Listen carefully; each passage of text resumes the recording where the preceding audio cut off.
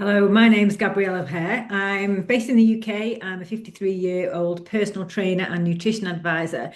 And this session is going to help anyone who feels that their career is so demanding that they find it really difficult to find time to eat well, to exercise, because this is something that we can get to midlife. Our lives, our careers, our family commitments are busier than ever, and it can be really difficult to juggle everything. But it's also a time of our lives when we can't necessarily get away with what we could when we were younger in terms of taking shortcuts. But a lot of women really struggle to understand how to find the time when their schedules are so insane to actually carve out time for themselves. And that's what I'm going to talk about in this session here. So I guess it's too busy to be healthy is what we feel. And that sounds a little bit light-hearted, but the reality of it is that this is something that we find really stressful. And I have to admit, I mean, I'm stood here doing this, presenting this video in a gym, in my garden. I'm 2 steps away from my house, literally. And this is something that I don't find easy myself either. Obviously, I'm very lucky. But even when you have things that are so accessible as this is here, it can be a real challenge to actually find the time to prioritize myself, balance all my commitments, and actually do it. So we're going to look at, this is going to hopefully give you some ways forwards. Okay, it's not about advice necessarily about what you should be doing, what you should eat, what you should how you should work out. Most of us know these things. We're well educated. We've read up on these things. We know what good diet is. We know we should be doing strength training. The problem is we don't have time. Or even if we did have time, we feel so burnt out at the end of the day that we just don't have the energy to do it. And we get into habits of relying on accessible or convenient food simply because it's so efficient and it's really time saving, and we really need those sort of shortcuts in our lives for everything to run smoothly. And as I mentioned in the intro, we get away with this to a degree when we're younger. But when we get into our mid to late 40s and our 50s, it does start to catch up on us. And we know we're not taking care of ourselves properly. And the problem isn't that we don't care or that we don't think it's important. We just simply can't get to a place where we have time to think about how to do it, what we need to do, or even do it. So it just keeps getting put onto the back burner. So I want to talk a little bit about how you can break out of this cycle, coming from a perspective of someone who's just feels like they're meeting themselves coming backwards all the time. And before we talk about a way out, we have to look about what's the barriers, what's actually getting in our way, what's preventing us from finding those little bits of time where we could exercise, finding the motivation or the energy to make a healthy meal. Something that is often common is that we imagine that changing our diet or adding in exercise will make our lives worse in some ways. The food will be boring, we'll get sweaty and hot. And when we're already struggling, we protect ourselves from doing anything else that's going to make our situation work. So there can be a genuine resistance to thinking these changes will actually make our lives harder. Another thing that is really useful to know is that I hear this so much, women saying, oh, I'm lazy, I've got no motivation. But the reality is that when we're under a lot of stress, there are default states that our brain goes into, okay? It wants instant gratification.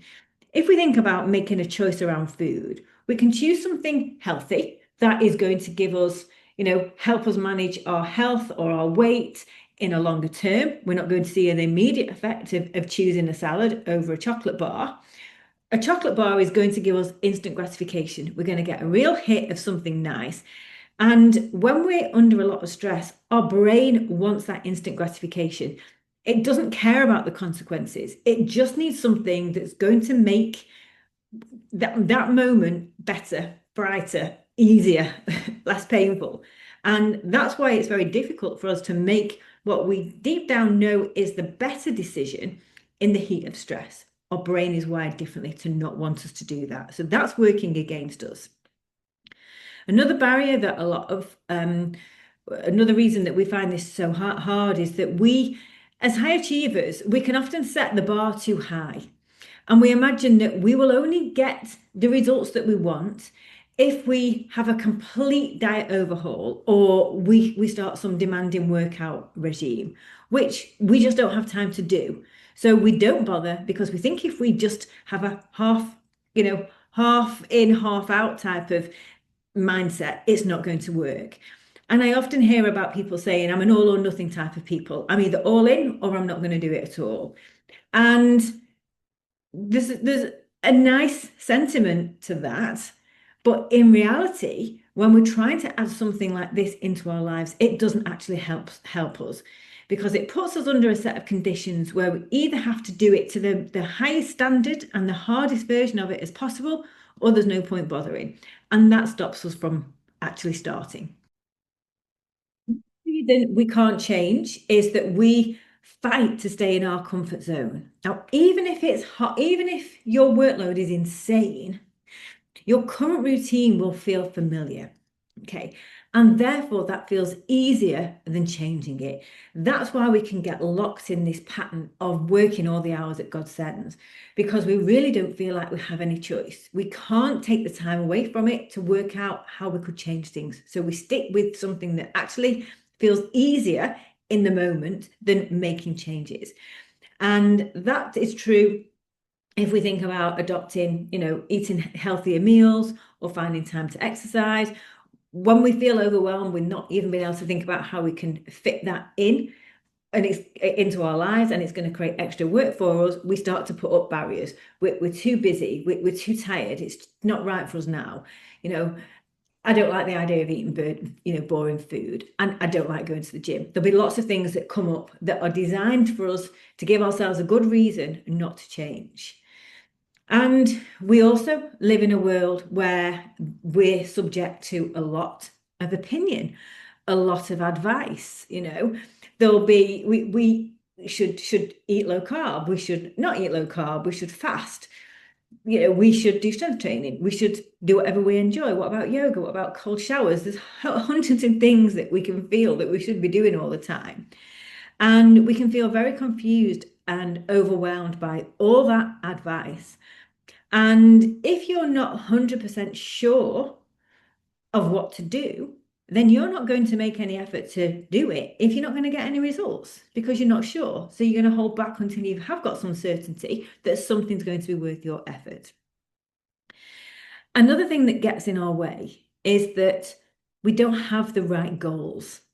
And something that's really common, which has surprised me to find out, is that wanting to lose weight is often something that creates a barrier in itself, because we might have sort of spent the last few decades feeling like we should be on a diet or feeling like we have to conform to a certain body standard. And we don't buy into that anymore. But we assume that any change to our diet and fitness is only about losing weight. And if that's not something that we are really clear about that we want or buy into, then we're going to resist doing things that we associate with achieving that. Whereas what we need is something much bigger and more life-changing to motivate us to take action, which I'm going to talk about in a bit later on. And another thing that really gets in the way is resentment. This is something that a lot of women experience. I've experienced it myself. I actually find it not so much now, but found it quite uncomfortable to admit to feeling resentful, because that means we're resentful of what we're doing in our lives for ourselves and for other people, things that we've wanted in the past. And we get to a point where we're working too hard. We're not getting the benefits. We're not getting the appreciation from other people. We're not getting the satisfaction from it. And we start to feel resentful. And when there are problems like this with feeling demotivated, not being satisfied, we can start to develop big attachments to food and alcohol, because they are things that help us switch off, that give us a bit of gratification, that give us a little bit of a pat on the back or an acknowledgement for how hard working when we're not getting it from anywhere else. So the perception or the fear that we have to let go of those things if we want to get healthier, again, stop us from taking action, because we've come to rely on those and rely on them quite heavily, but we don't always realize why. And when there is noise in our environment. And I'm talking about really noise in your head. We can quite often be caught in this situation where we're endlessly juggling. We're trying to manage work, family, home commitments. We might have this nagging feeling in the back of our mind that we need to start working out or we need to get our food organized, but it's a struggle. So we have this conflict, this battle in our head that we should be doing something, but we can't quite manage it. And this won't go away until we do something about it. Either we decide that we're fine as we are and we don't want to change, and that is an option. We're all going to have to make choices and compromises in our lives. And we can just quite clearly say, this isn't something I can take on now, and just leave it and let yourself have that peace, that release from that noise. Well, as I mentioned just then, once we're in this situation where there is friction and in our mind and there's conflict and we feel that there's something missing or there's something that we should be doing, but we can't quite work it out and we can't quite figure out how to do it, then that can create stress. It can create other emotions like fear, like overwhelm, like resentment, and suppressing those feelings because we don't have time to think of what's wrong with me because I've just got too much work to do can create a little bit of a vicious circle where we've got the burden of all this indecision and this worry and these unresolved thoughts, and we're using the food and alcohol to cope. The thoughts are burning us out and creating a lack of energy, which means we can't find time to exercise. So we create a vicious circle where the situation that we're in is actually getting worse because now we're using food, alcohol, inactivity as a way of actually managing the side effect of not dealing with these issues. And that makes our health worse in the long term. So things that we have to do if we want to make change is rather than start by thinking, go on a diet, we have to start thinking about a mindset shift. And that means being aware and accepting the barriers that are stopping us from taking action. And that means maybe just paying attention to some of the things that I've just talked about. Some will resonate, others won't. But we have to know what's holding us back before we can move forward. Because as I explained, if we try and exercise when we've got no energy or get a healthy diet when we're using food and alcohol to cope with the stress we're under, we're not going to be able to change those things until we address the real problems behind them. And another part of a mindset shift that is really helpful here is acknowledging that smaller and more gradual changes will actually be more sustainable and are more likely to fit into a busy life. And therefore, it's going to be more effective. So it's allowing yourself, giving you a pass out of that all or nothing type of mindset, and actually recognizing there is a huge amount of value in just making some small changes. And that's something I'll cover off in a little bit of time. And another mindset shift is also acknowledging or recognizing that often it's the constant thoughts and worries about workload, about managing everything, about trying to anticipate, about trying to anticipate sort of future things.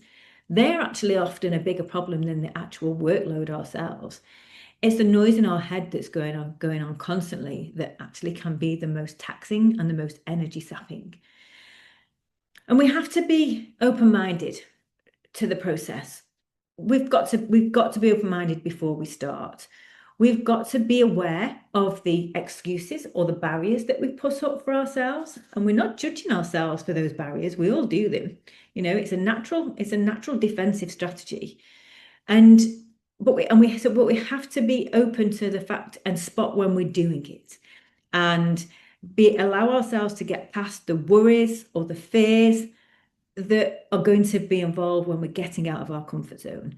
Doing something new, doing something different is getting out of our comfort zone. We have to be aware that we will put up barriers to prevent ourselves from doing that.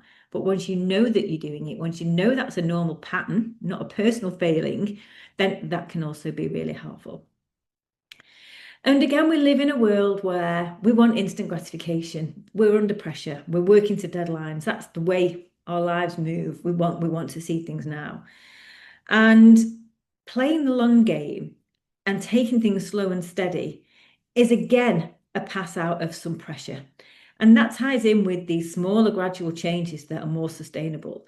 Because if you take small, consistent action that's easy, because it will be, changing one meal a day is much easier than overhauling your diet, and accept that you can take a slow and steady approach, then that takes a whole lot of stress out of the process and makes it easy. That's a mindset shift, because we naturally fight against that. We want big change, we want big results, we want quick results. But when we're busy, when we've got insane workloads to cope with, we don't have the physical or mental capacity to do those, so we have no choice.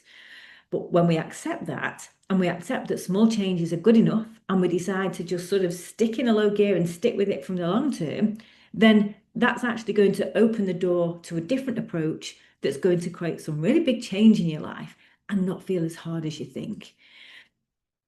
So mindset change is really important.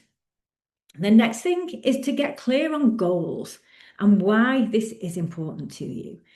And as I mentioned, it surprised me to find that weight loss really doesn't motivate people. But whether we really want to lose weight or not, we can feel external pressure. We can feel the pressure that we should be losing weight. We should look a certain way. We shouldn't be doing the things that we're doing. And if that were a big enough motivator, you wouldn't be listening to this video, let's face it. So we're most people, especially at this time of our lives, we're over that. We want something more, but we don't realize that we need to dig in. We need to dig in a little bit more, a little bit deeper, and find what we really want to do. And knowing our own mind is important, because that external pressure also comes from doing what someone else is doing. We might have a colleague who has very different circumstances to us, who's made phenomenal changes and is a gym bunny and brings all her own food to work all the time, but she might be in a completely different situation. One of my clients was retired. She had no children. Her husband liked cooking. Her husband would cook and count the bloody calories and the protein in the food that she was eating. And she had an amazing success. But she could just make her whole life about doing the exercise and doing her steps and have all this food put in front of her without having to do anything. And then you'll have somebody else who's got a really demanding job, who's still got young children, who has older parents who've got on school committees, and they're not going to be able to do that, and the husband won't cook, so they're not going to be able to make anywhere near the same progress. So we have to be able to find what's right for us. And it's not also about circumstances, it's about what's right for us. People, I don't drink, for example, and I go cycling and camping at weekend. So what motivates me and what's right for me is very different from some of my clients who are real foodies and are in wine tasting clubs and want to be able to do things like that in their life. They shouldn't be guilty about what they're doing. In the same way, I'm not guilty about what I'm doing. We're different people. We've got different hobbies, passions, interests. So we can find approaches that fit us and who we are. And discovering what is right for us, what we want to do, is so powerful, because it takes away, again, all that external pressure about what you should be doing. There are many, many different ways to have a healthy lifestyle. And there's not one size fits all. We build it around us and who we are as individuals. And just knowing that that is possible can be a huge enabler for people to think, okay, I can keep doing the things I love. I can find a way for this to fit in. And suddenly the resistance drops away.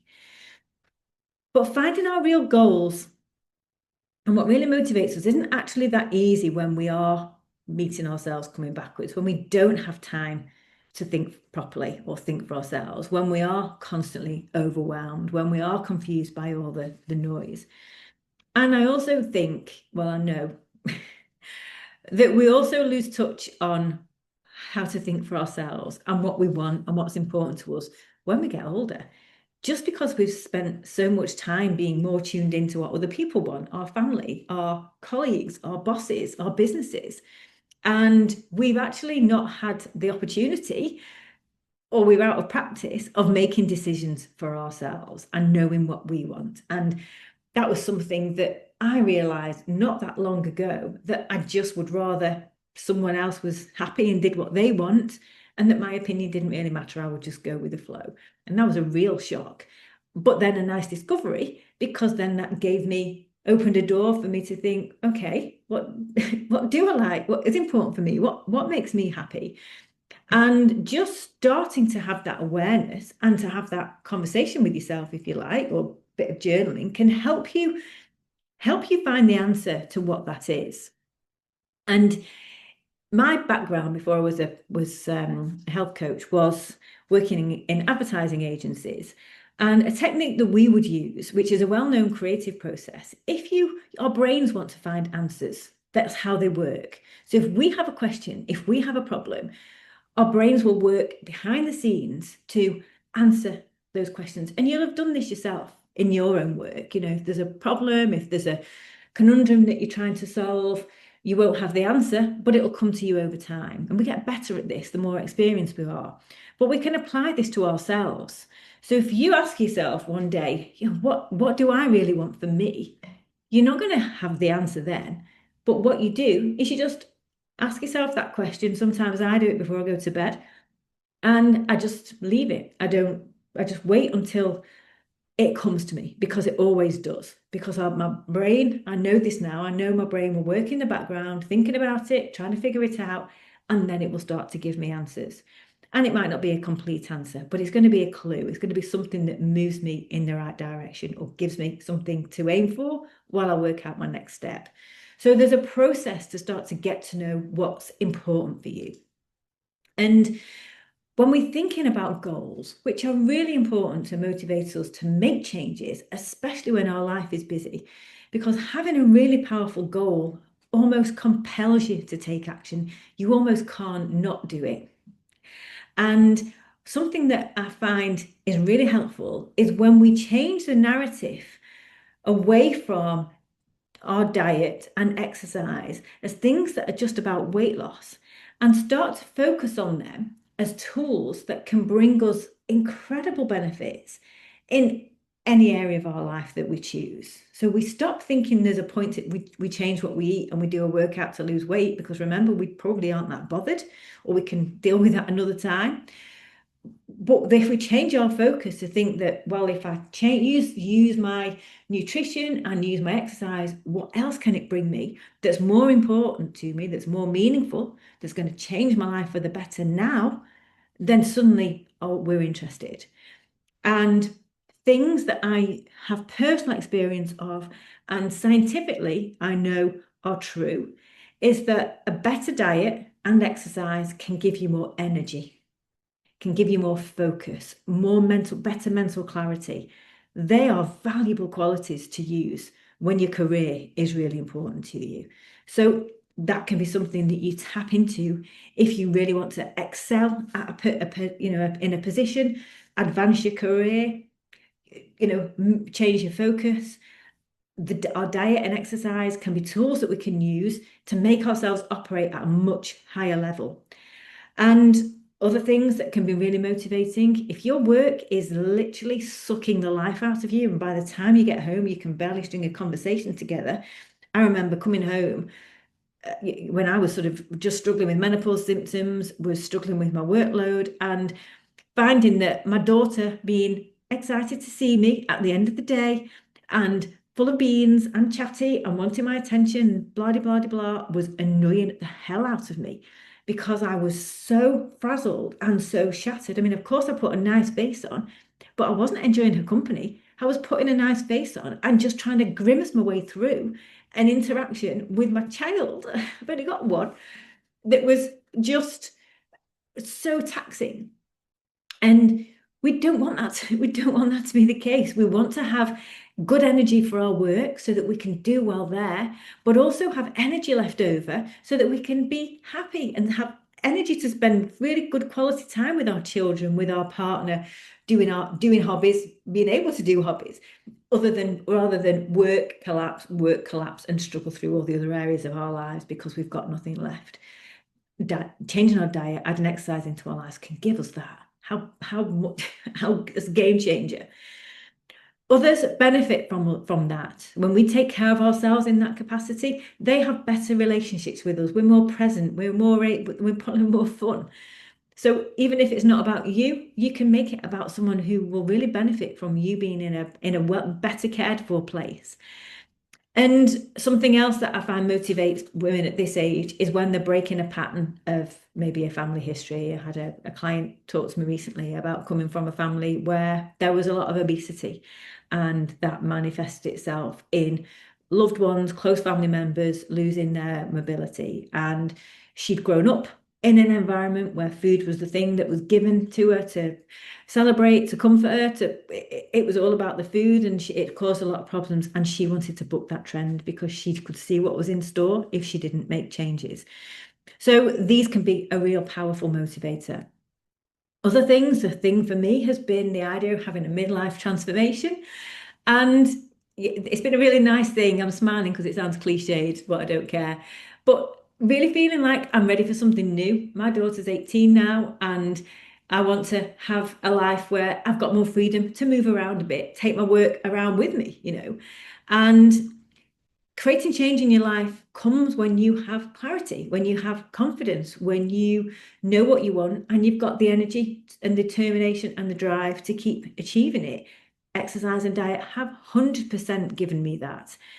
And they've also been tools for me and, for you when you adopt them that remind you that you are important. Because if you're going to make time to give yourself a nourishing meal, if you're going to make time to get yourself a walk round and some fresh air and clear your head, you are prioritizing not only your health, but you are prioritizing you.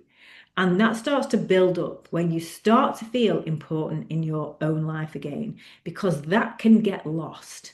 We can get to a point where we've created our career, we're doing something we want, we're passionate about, but menopause can make things so hard that the balance starts to tip, and we're being run by our lives instead of us running our lives. And health and fitness can be a way that you start to take back control, because you can work at a higher level, you can be more productive, you learn how to override this mental chatter, which is really powerful, and that helps you ride out the waves and be less impacted by stress and more resilient to stress. So knowing what exercise and diet can give you that play into what you want for your life now, or maybe in a short or long-term future, can be really powerful. And I've been in situations where people have told me about their goals and it's brought them to tears, because something means so much to them, they can't help themselves but tearing up. No one's ever talked to me about a weight loss goal and done that. That's just a transactional want to lose a stone by the time I'm 50 or 60. And some people do it, some people don't. But when you actually then have something that is going to change your life or change a very likely future for you that you don't like the idea of, then that's really powerful. That's really motivating. And that changes how you think about the changes that you need to make. So let's talk about where to start. So we've talked about that mindset change. We've talked about the importance of having genuine goals that are important to you, that you can own, that you are proud of, that are part of you. Okay. So where do we start then? So there's three options. The first one is creating some space in your life. Second one might be, and this isn't in any order, tackling exercise or tackling nutrition. You don't have to start by doing exercise and nutrition at the same time. And quite often, when you are insanely busy and tired and your energy is just tanked and you just can't imagine how you'd ever come home from work and do a workout, the first thing to do is create some space. And the smartest thing to do, actually. And I had a consultation with a woman a few years ago, and she was having a nightmare with her menopause. It was affecting her sleep. She'd had it to a degree that she'd changed the way or negotiated how she worked, which was incredible that her company let her do that. She could work flexi hours if she was up all night and needed to sleep in the morning and work from home. And she had a running club, with lots of ladies that she felt a lot of responsibility for. She had all the house stuff, she had a teenage daughter, and she was gaining weight despite having this running club, which she really wasn't happy about. She wanted to go to a gym because she was struggling with her running, which was important to her, but she couldn't find the time. And she just couldn't work out what to do. She was just completely overwhelmed. And when we had a conversation, I think she started off by thinking I was going to give her some advice on food, and I didn't. What we talked about was what would what was something that well, firstly, the question was, what do you do for yourself? And the answer was nothing. When I asked her that, she just couldn't think of anything that she did purely for herself. Even the running club had turned into a bit of an obligation. And then I asked her, well, what one thing for you would you really like to do? And it turned out she had a stack of books in her house that she kept walking past, and she kept buying them and wanting to read things, but never got through. So we talked about how she could read a book. And it turned out that she had her WhatsApp notifications on all night, and she was getting pings from her running club and her friends, and she was on her phone answering things till ridiculous o'clock. So we agreed to turn off the notifications at 8. And at 8 o'clock, she would just go, set a timer, read a book for 20 minutes. That's all she had to do. And she was really surprised, but actually really excited, because she thought, oh, yeah, I hadn't thought of that, and looked forward to doing it. Went off and did it. And we caught up a few months later. And her life had completely changed from that one small thing. When she realized how easy it was to set this little boundary and say, no, I'm not available to everyone at this time, I'm going to have 20 minutes on my own, she was like, oh my God, that has made a massive difference. Where else? Where else can I do this? What next? And she started getting really militant about protecting this time for her reading, to the point where she said, and I set my time when it was my time to read, and my daughter was needed something, and I was like, no, this is my 20 minutes. You come back when I've finished, and wouldn't even speak to her, which I thought was hilarious. And gradually she was able to start to carve out little bits of time for herself. She managed to then make some changes to her diet, which I supported her with, just sort of quite simple things, increasing the protein. She then decided that she'd always wanted to try cold plunges. So she bought one of those things for her back garden and did cold plunges. Then she started going on walks and runs and hikes to these places where there were like natural ponds, and going to swim with her friends and then walk back. She started going to the gym. She lost weight. Her running improved. Everything changed. And we only started with one tiny thing. And that is just such a powerful way to start when you are so busy that you really don't feel like you have the capacity to not only do more things, but put up with any more discomfort. We find a way to take away a little bit of discomfort from one part of your day, and that can be enough to unlock a whole cascade of other changes. And sometimes that might be where you start, and the next thing you want to do is exercise. Maybe exercise is what's motivating you to, the thing that you would be most motivated by starting. And when we think about exercise, we want to think about a few things. What's the lowest barrier to entry? What's the easiest thing for you to do? We want something that's going to take the decision making away as much as we can. And it also has to be something that you're going to enjoy. Okay, that's taking the barrier away. If you feel intimidated by strength training, for example, don't do it. Go if you love swimming, go and swim. Find something that you really want to do, and that's going to make it easier for you to start and to be motivated to keep going. With exercise, what's really powerful are short things. Going for a short walk, maybe 10 minutes at lunchtime or 10 minutes after your evening meal. Short workouts.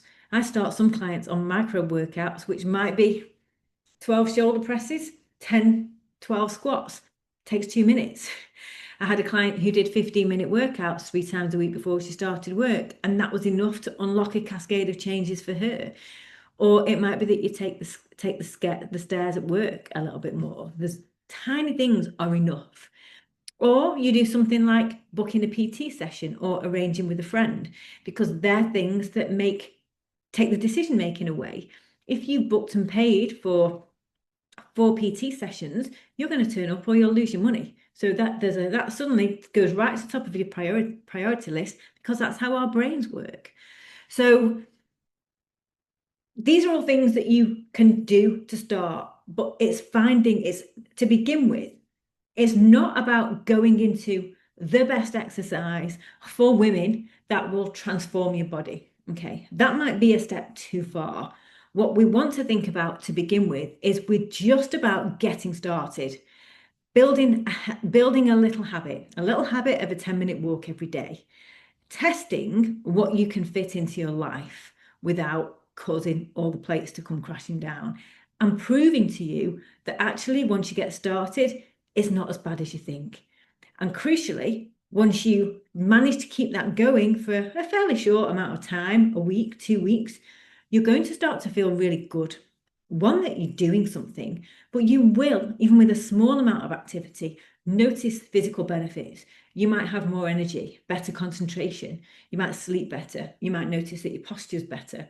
People tell me they experience these things very quickly. And once suddenly you recognize there's a payback, then your motivation changes. And your motivation changes in a way that you start to think like that woman did, how do I fit a bit more of this into my life? Then you can start to make it happen.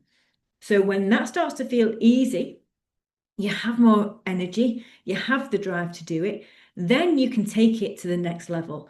So we're making a gradual progression into doing something that you want to do, whether that's strength training, whether that's running a marathon, whether that's joining a gym, it really doesn't matter.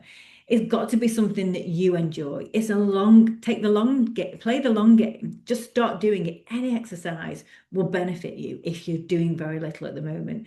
You can always build up to new things and other things over time. And the benefits of even just putting a small amount of activity into your routine are quite significant. You can be more productive. You know, the one that I talked, who did 15-minute sessions, she was a consultant in a hospital. So it was a really high pressure job. And just after 50 minutes, she noticed her concentration was better and her energy levels were better for the rest of the day. You know, you can have a better mood for a number of reasons. It's putting out feel good chemicals into your brain. You know that you're doing something that's right. It can help with sleep. That then, if you sleep better and wake up more rested in the morning, suddenly that's going to unlock a whole load of things. So you're getting all of these positive changes from a tiny little bit of extra effort. And suddenly you realize it's not making your life harder, it's making your life easier. And that's when you start to think about adding the next thing. Some people find that they want to start with exercise because that's what they feel most drawn to. And then once they get into their exercise, they think, well, I might as well start eating better and get more benefits. And that's how they then start to change the diet. And it doesn't feel hard because they're doing it from a place of wanting to rather than resenting the fact that they have to. Other people might feel like, I can't imagine how I could do any exercise. I'm so tired. So they start with diet, they start with changing the nutrition. And a good way to approach this, or the best way, is to stop thinking about food as something that will either make you fatter or thinner. It's fuel. And the better the quality of the fuel, the better you are going to function as a person.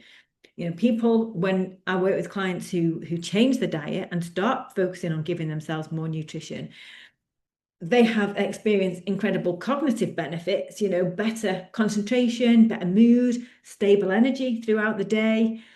Then they'll notice their skin's not as dry. One woman's hairdresser told her her hair was getting thicker. And these surprised them and they're absolutely delighted. But it makes perfect sense because fuel, nutrients from food, are the building blocks of our body. We're constantly turning over our nails, our skin, our hair, our muscles. And the better quality nutrients that we put in, it's like little Lego blocks that our body's been made of, and it can function better. But not just the physical aspects of it, but our energy, our mood, our cognitive function, our hormones. And eating more quality nutrition really means, how I like to boil it down to, is thinking about having 3 well-balanced, filling meals a day. making sure you're really well fed. That means a good serving of protein with every meal, having plenty of veg, you can really fill yourself up, and then having whatever carbs you want. If you're a pasta person, go for it. If you like bread, eat bread. It's a totally versatile formula. You can have whatever you want, but it's about not having little tiny meals and not feeding yourself well. Because what we want to do is we're thinking about injecting a good quality nutrient shot into our bodies at regular times of the day, as much as we can, and that has an impact on balancing our hormones. And I'm not suggesting that that's going to take away all of your menopause symptoms, but a lot of women find that it can help and it can improve them and it can bring some stability to their day because they're not battling erratic energy levels, they're not battling blood sugar crashes, and all of a sudden they can function better. That becomes a game changer. And it's important to make sure that you enjoy all your meals, and this is 100% possible. Eating healthily doesn't mean boring food. Everything is okay. And good breakfasts might be yogurt, porridge, egg on toast, smoked salmon and cream cheese bagels. These are normal food. Chicken, pasta, chicken and wraps for lunches, tofu, salad, wraps, things like that. And then for tea, just your normal meals, your chilies, your curries, your spaghetti bolognese, your stir fry, just your staple meals are good enough. This is a type of food if we build our diet on and we eat more protein than carbs, just shift that around a little bit, have 3 good meals a day, that's all it takes. And it's simpler than you realize. Now, a lot of people can be in careers where they don't have an opportunity to eat and take proper breaks. So I've come across a lot of women who are in that situation, and it's terrible that in this day and age that we can't have a proper lunch break. One client that particularly comes to mind was a midwife. You can understand maybe why she wasn't able to take an hour lunch break when someone's in labor. But equally, I wouldn't like to think that my midwife was practically starving when she was delivering my baby. So what we did for her, for example, was normally before she would have been relying on the vending machine or just quick food that she could eat. So cereal bars and things like that were easy because they didn't make any mess. So we just changed how she ate. So she would be taking small bites of healthy food and natural food that she could just nibble on as she got through the day. So she wouldn't have had a salad in a lunchbox because there would have been no point. But bite-sized meat that she could pick up, or vegetable sticks, or slices of pita, things like that, just a deconstructed meal that she could very easily sort of grab and have when she could, actually made a huge difference to her and helped her actually cope with the stresses and strains of the job, which were incredibly demanding. And once she realized how much different she felt and how much different she felt when she was well fed at the end of a really demanding shift, then she had a massive motivation to carry on eating like that, even though it was a little bit harder than sticking a pound in a vending machine and arguably didn't taste as nice as a chocolate bar, let's be honest. But she was still having food that she really enjoyed, and the payoff was massive. Okay. From a food point of view, something that's interesting about starting with food is we have to eat every day. So makes sense that we just sort of tweak things a little bit to make our food better. And another thing that's important, though, because of the frequency that we do eat, is making it happen. And the good news is that you don't have to batch cook. The idea of batch cooking and spending a weekend when you work really hard for a lot of people can just be absolutely hideous, and it's not something I ever do. I might double up and make a bigger portion of something so that I have it for the next day. That's something I would do. But things that really help me and help all my clients is the idea of planning our meals once a week. Now, this is really powerful because it means that if you sit down on a Saturday and write a meal plan for the next 7 days, or if 7 days is too much, for 3 or 4 days, and then do it twice a week, then you're taking the decision making out of all of your meals. And that is a game changer. I started doing that when I worked away, when I was commuting from Manchester to Milton Keynes for 18 months. And it just made, I hated doing it. I hated being that organized. But I was thankful every day when I came home from a long day, a long commute, and I knew what was for tea. I didn't end up going down the takeaway route, which meant I was probably better off and healthier. But it just made things so much easier. And it also made things easier for my partner and I to share the cooking. So rather than, and I still hate it if he does this, comes home and says, "What's for tea?" which is yeah, the red mist comes down. But if we have a list on our in our house of what the meals are each night, first one in cooks the tea. No one ever needs to ask you what's for dinner again.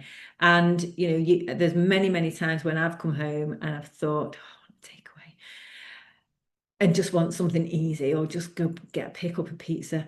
But then I think, oh, the time it would take me to go and faff around and do that or wait for it, I'd have made whatever I planned to make. So it works really well. Something else that is very effective is planning what you're going to have the day before. So I know I don't do this all the time, but sometimes if I'm just, maybe my habits have gone a little bit south, I'll look and I'll plan the next day. I'm going to have fruit and yogurt for breakfast. I'm going to make a chicken wrap for my lunch, and my dinner is going to be a fish curry. And I just know what I'm having, and that makes my life easy. And it's not as overwhelming as doing a 7-day plan, but I'm just thinking ahead, because when we come home, when we too tired to have our breakfast because we wake up and we're just straight on it and we don't think what to have, we don't eat the right things. When we grab in a hurried break in the middle of a day, we don't have time to think of what to have. We go for the easiest option. When we come home from at the end of a day and we're exhausted, we want the nicest thing. And often we can't even decide what we want. So, we get our phones out or do something that's really easy, that's not necessarily going to be healthy. But doing that decision making in advance means that we just go into automatic pilot and eat the right thing. And if we've done our shopping at the same time, we've got all the right food in our house to make that happen. Okay. And so diet and nutrition is making it happen and remembering how powerful, I can't tell you how powerful the benefits are. And there's nothing wrong with using a company like a HelloFresh or a Mindful Chef. If these things make your life easier, knock yourself out. There's even good options from Pret or M&S. There's plenty of high protein salad type things that have got a decent amount of calories in them. So we can find things that work for us when we can't make our own food that are okay. We don't have to have these really high standards, remember. And it's also important to build in things that you enjoy. I use what I call strategic snacking for myself and for other clients. I don't ever want to feel deprived. I don't ever want to give up chocolate. So I will have chocolate. So I encourage people to have chocolate every day if they want it. Having a little bar of chocolate and a few nuts can be a really valuable pick-me-up in a day when you're busy. And there's nothing wrong with that, because you have that alongside your 3 nutritious meals a day. That's enough. That's good enough. You'll still feel better. You won't feel deprived. You'll really look forward to that chocolate. You'll really enjoy it. And then you'll wonder why you've not done this before, because it feels so easy. So it's not all about food and exercise. That's an important thing. And I will take it back to weight gain, because a lot of people come from this at a point where they do recognize, because of the menopause, because of this midlife transition, because of the years of having to put jobs and families first, we do experience weight gain. So it's very easy to overly focus on food and exercise. But it's really important to think about weight gain not as a problem. It's actually a side effect of an unbalanced life, all work, no play, or, but close to burnout, not having enough time for ourselves, having had to make shortcuts to just get through everything. And it's important because quite often the food we have, the alcohol we drink is a response to this unbalanced life, because they are ways of us letting off steam, getting some instant gratification, coping with frustration, giving us feeling like we've deserved something, because we bloody do. But we have to look outside of just food and drink for the answer to those things. And that means looking at how we can try and balance stress and build in little bits of rest and relaxation into our lives. Remember the woman I talked to you about earlier when I asked her what things she did for herself on a typical week? She really didn't even know what I was talking about to begin with. And I see that a lot. So we have to start to think about doing things that are just for us and allowing ourselves time out. And we can feel like we don't have the time to do that. But what that actually does, if we have some time to do something that's just not related to food, it might be a facial, a manicure, it might be watching some trashy TV, reading a book. It really doesn't matter. But it's a break from being always on. And it's time for our brains to switch off and turn down that mental chatter. And sometimes I find it's easier. We don't always feel like we have a choice when it comes to stress, that we don't have a choice. We can't change our work. And there are some things where that is true. But we do have the opportunity to balance out that stress by trying to build in small moments of time where we can relax and rest. And the good thing about that is that we don't actually need a lot of it to make a difference. It's like I've mentioned about that woman earlier. It took her turning the notifications off for 20 minutes to make herself feel so much better. And that can be a lifeline for anyone who's really busy, because if you can just carve out, it doesn't even have to be every day, but if you can just carve out an hour for yourself at the weekend or the odd time when the workload does ease off, instead of launching into your household chores, just leave them. Go and walk around a bookshop or sit in a cafe on your own and have a coffee and read. We do have a choice to do those things, and we can start to create those habits, and it can be a game changer. That is really important, because at the root cause of a lot of the issues that we have with our weight is just being, we've just been squeezed out of our own lives. And there are other things as well that might come further down the line, because it's it's a progression. Like we're talking about making small changes to your exercise and small changes to your diet, creating a little bit more space in your life for yourself is also a process of working out how you can do more over time. Do one thing and you find it great, you'll find the next thing. And we don't always find it easy as women to get help. We don't find it easy to say we're struggling and ask our partners or our friends or our family or our colleagues to take on a bit more. That's something we should practice and get better at. We can get better at saying no to things or setting boundaries. Women can struggle with real guilt complexes or real people-pleasing tendencies, or feel like they have to go the extra mile and work harder than maybe male counterparts or younger colleagues. So we can feel that pressure to step up all the time. Really, we need to be prepared to step back. That's a game changer.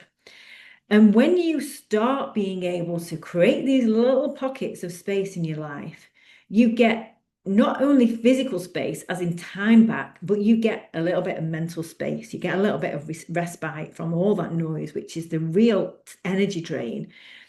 And that can help you learn, first of all, how not to be thinking all the time about what you've got to do. What's going to come on the back of that is actually then being able to think more clearly and have better control of your thoughts rather than being controlled by them. All of the things that I've talked about, exercise and nutrition, and the benefits of changing your diet and exercise can help with that. It's helped my cognitive processing massively. And that's been my biggest menopause symptom, to feel like my brain is going to implode at times, to the extent where I've panicked and been in tears because I've not known where to go with my head and how to stop it. And it's been terrifying. It's like having a bomb inside you. And so creating a little bit of space, doing these healthier things, start to make your brain function a lot better. And creating a little bit of space in your life starts to just allow the pressure here to start to recede a little bit. I'm not a meditator. And I think a lot of people who feel like they're always on and thrive off being busy, find it really hard to slow down and stop. I found journaling really helpful to me, just to get the noise out of my head and onto paper. I have dabbled with a little bit of meditation, because I was resisting it so hard. I knew that I needed to do it. So, but I worked with a meditation coach. I paid money to work with somebody to help me do it, because I knew I wouldn't do it on my own. And I looked forward to those sessions, and it was very imperfect and it didn't need to be. And he helped me and he reassured me that it was okay to just be doing something rather than suddenly becoming some Buddha guru, which I'll never be.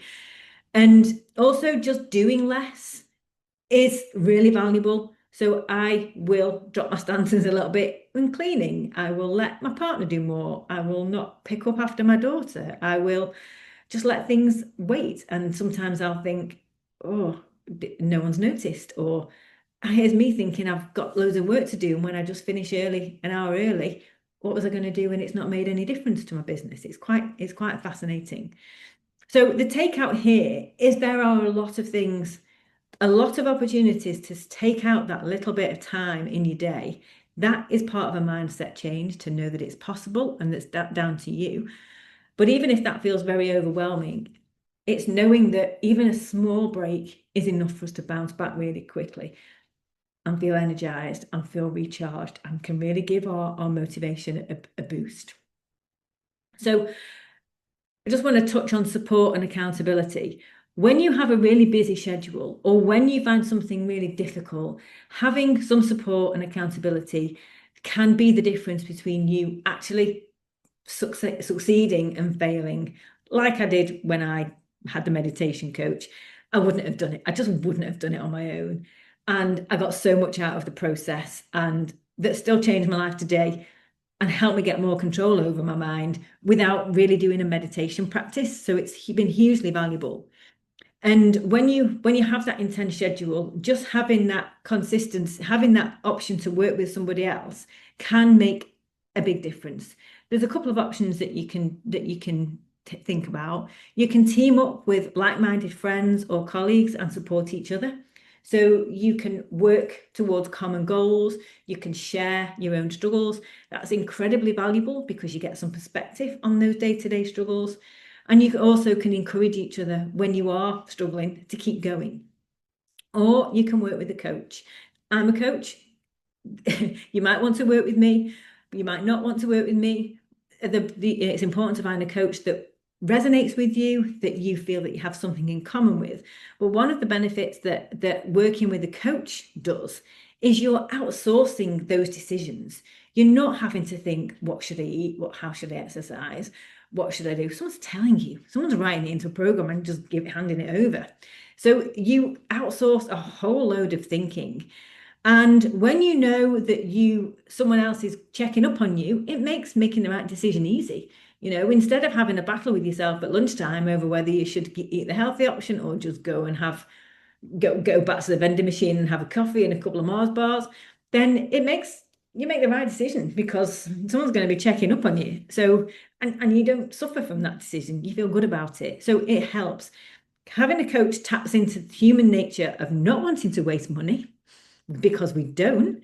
Also getting positive feedback when you're doing the right thing, because we need that. We aren't children anymore, but we still need to feel like we're making progress, we're doing the right thing. We need that reassurance and affirmation that we're on the right track. And a coach can also help you feel really heard when you're struggling. And that is important, because when everyone else is sort of struggling with their own stuff, we very often don't feel really heard, really listened to. And a coach will give you an objective view, the bigger picture. Yes, you might have had a terrible week, but look at what progress you've made. You've got back on after that terrible week and you go in again instead of giving up. And a coach will help you ride the waves rather than being caught up in the dramas. There's always something happening at this stage of our lives that will take your attention, that will, send you back to your old habits, that will make you forget what you're trying to achieve. And working with someone else means that you never get sucked too far into that. And it's a way of cutting through those mental games when you're telling yourself it's not working, it's too hard, it's not the right thing for you, my life's too stressful. A coach will help you get out of that mindset and keep going. So what happens then is you start to make these things happen more regularly, and that consistency builds up, and that's how you get results. And a coach will help you progress when it's time to pick your exercise up, change your nutrition a little bit, push things a little bit harder or further than you were before, knowing when you're ready for it and when it's possible. And that, again, is how you get results. And a coach is going to help you learn to do this for yourself. I worked with my meditation guy, Mick, for maybe 9 months. And the idea was that you graduate, you're ready to go off on your own. You learn the skills, you learn how to do it. And that's what a coaching relationship is like. But I hope that from this video, I have given you some good ideas about how to approach this yourself, how to make some changes yourself. But if you would like to know about working with me, then my contact details are hello@gabrielleohare.com. And I'll be very happy to have a chat with you and talk about that in more detail. But thank you for watching. And truly, I hope you got enormous value from this little video anyway, and that it really does help you think about things differently and go make some small changes, because the small changes add up to the big ones. All right. Thanks a lot. I'll speak to you soon.